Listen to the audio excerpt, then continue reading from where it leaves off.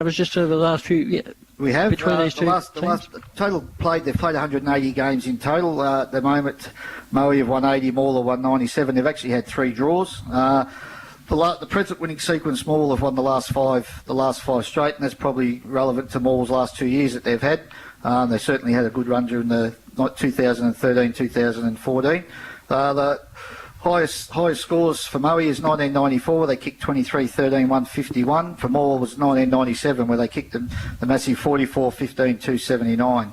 So certainly both clubs have had their fair ups and downs, and they both go pretty hard when they play against one another. I know the proximity of the towns, there's a lot of rivalry and a lot of talk outside of the clubs between people and spectators, and obviously the players as they go through the week leading up to these games. Yeah, I think there's a white line that goes, across the between the Morwell and Moe, and they certainly do get out there and play for it. Doesn't matter, and I think there was no more example of that in the second game which we just witnessed here, where Moe went in at three-quarter time in front, hit the front, and Morwell fought back and got to, I think, 11 points in front. And then Moe miraculously kicked the goal, and then after the siren there was a mark taken right on the siren, John Chessels, and slotted the goal from about 45 out and put Moe ahead by a point. So I think young Johnny Chessels will remember that for the rest of his life, and I think he'll be talking about that tonight over a few quiet ales. Moe Reserves boys were pretty happy with him after that kick, and it was a pretty good kick too from him. It was a good kick, and you thought they'd nearly won a grand final, I think, the boys, but certainly it's good to see. I think Moe have struggled a little bit over the last few years, so for them to get up and beat Morwell in the seconds, I think that's probably been a long time coming too. Well, and it just shows how important it is to have some success. The players do get a lift from that. It'll give them a boost going into their next game, but certainly the clubs do need to win a few games to give them a bit of a boost and get a bit of spirit going around the club.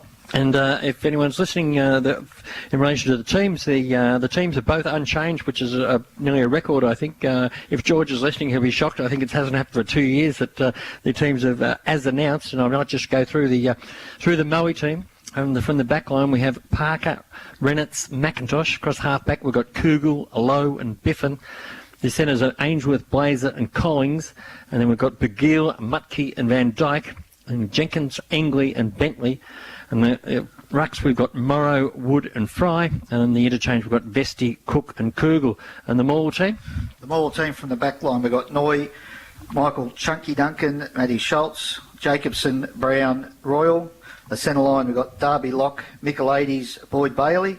The half-forward line, we've got Tatterson, Hutchison, Hogarth.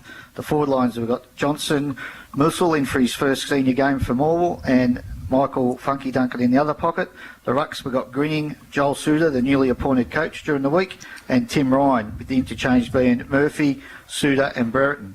Now, can you enlighten us a little bit about the new guy, Mussel, for his first game?